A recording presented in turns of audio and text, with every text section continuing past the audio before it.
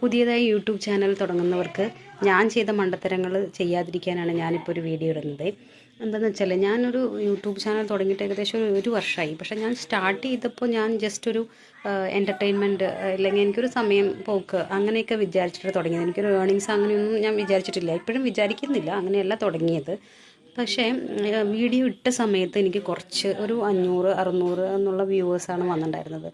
ഞാൻ അതിന് ശേഷം കുറച്ച് ഒരു ഞാനും ഹസ്ബൻഡും ചേർന്നിട്ടുള്ള ഒരു കോമഡി ടൈപ്പ് വീഡിയോസ് ഇട്ടു. അപ്പോൾ അതിനൊരു 10,000, 11,000, 13,000 ഒക്കെ വ്യൂവേഴ്സ് കണ്ടു. കൂടി വരുന്നുണ്ടായിരുന്നു.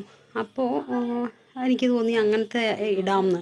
പക്ഷേ ഹസ്ബൻഡ് എപ്പോഴും കിട്ടാത്തത് കൊണ്ട്, ഹസ്ബൻഡിന് എപ്പോഴും കിട്ടാറില്ല. അപ്പോൾ ഞാൻ പിന്നെ അത് കുറേ നാൾ നിർത്തി. ജോലിക്ക് പോകുന്നതുകൊണ്ട് ഇതിന് വീഡിയോ ഇടാനൊന്നും എനിക്ക് സമയം കിട്ടിയില്ല. അപ്പോൾ എന്തുണ്ടായിന്ന് വെച്ചിട്ടുണ്ടെങ്കിൽ, ഇത് യൂട്യൂബിൽ സബ്സ്ക്രൈബർ കയറുന്നില്ല. ഞാൻ എപ്പോഴെങ്കിലുമൊക്കെ ഒരു വീഡിയോ ഇടുമ്പോൾ സബ്സ്ക്രൈബർ ഒന്നും കയറുന്നില്ല. അപ്പോൾ ഈ അടുത്തായിട്ട് ഞാനൊരു വീഡിയോ ഇട്ടു. അപ്പോൾ അതിനകത്ത് അത്യാവശ്യം നല്ലോണം വ്യൂവേഴ്സ് വന്നു. സബ്സ്ക്രൈബർ 26-27 സബ്സ്ക്രൈബർ അതിനകത്ത് വന്നു.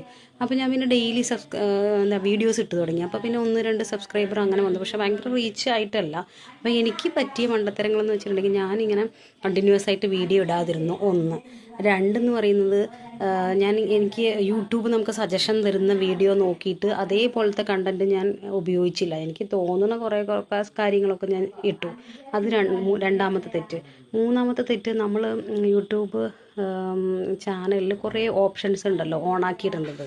ഇതിൽ തുടങ്ങിയപ്പോൾ തന്നെ എല്ലാം ഞാൻ ആക്റ്റീവാക്കി ഇട്ടിട്ടുണ്ടായിരുന്നു. പിന്നെ ഇങ്ങനെ റെഫറൻസായിട്ട് ഞാൻ കുറേ യൂട്യൂബ്സൊക്കെ കണ്ടിട്ട് അവരിങ്ങനെ പലതും ഓണാക്കിയിടും, പല എന്താണ് പറയുക, ഓപ്ഷൻസ് ഓണാക്കിയിടാൻ പറയും. ഇതൊക്കെ ഓണാക്കിയിട്ടു. ചിലർ പറയും അത് ഓഫാക്കാൻ.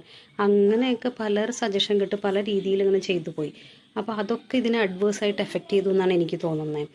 അങ്ങനെ നിങ്ങൾ ഒരിക്കലും ചെയ്യരുത്. ഏതെങ്കിലും ഒരെണ്ണം ഫോളോ ചെയ്യണ്ടെങ്കിൽ അതിൽ പറയുന്ന കാര്യങ്ങൾ നോക്കിയിട്ട് നിങ്ങൾ ചെയ്യണം. അപ്പോൾ എനിക്ക് ഇതൊക്കെയാണ് മണ്ടത്തരങ്ങൾ പറ്റിയത്. പക്ഷേ നമുക്ക് നോക്കാം. ഞാനിങ്ങനെ ട്രൈ ചെയ്തുകൊണ്ടേ ഇരിക്കുകയാണ്.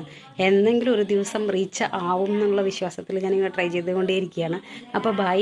അപ്പോൾ ഈ ഒരു ചെറിയ വീഡിയോ എല്ലാവർക്കും ഇഷ്ടപ്പെട്ടെങ്കിൽ സബ്സ്ക്രൈബ് ചെയ്യുക, ലൈക്ക് ചെയ്യുക, കമൻറ്റ് ചെയ്യുക, എന്നെ സപ്പോർട്ട് ചെയ്യുക. Okay, bye, thank U.